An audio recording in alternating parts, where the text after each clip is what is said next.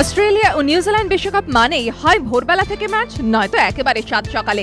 কোনো ম্যাচ আবার দুপুরেও রয়েছে। রাত জেগে ম্যাচ দেখার ঝুঁকি না থাকায় টলিউডের তারকারা এখন শিডিউল বানাচ্ছেন বিশ্বকাপের কথা মাথায় রেখে।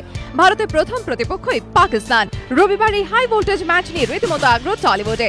দেব থেকে সোহম প্রত্যেকেরই দাবি ভারতীয় দলের সেরা শক্তি দলগত ক্রিকেট। আর পায়েল সায়ন্তিকারে তাকিয়ে পিন আপ বয় বিরাট কোহলির দিকে। আমি এখনো পর্যন্ত ইন্ডিয়াকে আমি সেমিফাইনাল পর্যন্ত দেখতে পাচ্ছি, বাট ডেফিনেটলি প্রথম তিনটে ম্যাচের পর বুঝতে পারবো কি ফাইনাল আমরা জিততে পারছি কিনা। Virat Kohli is in like amazing form. আর ধোনি তো আছে, আর ধোনির খেলাটা এত আনপ্রেডিক্টেবল যে মানে যে কোনো সময় যে কোনো সিচুয়েশনে ধোনির কাছ থেকে আমরা একটা ভালো পারফরমেন্স সবসময় এক্সপেক্ট করি। কারোর ওপর না আমার মনে হয় ঠিক ডিপেন্ড করে না, আমার মনে হয় এটা টিম গেম, তো প্রত্যেকেরই ওপর মানে কেউ যদি একটা ক্যাচও গলায় সেটা can be the turning point of the match. আমার যেটা মনে হবে যে যিনি লাকি চাম সেটা হয়তো সবার সাথে নাও মিলতে পারে। বিরাট The 11 man's game. You cannot say that যে কোনো একজন মানুষ will create the change. I think it's a teamwork.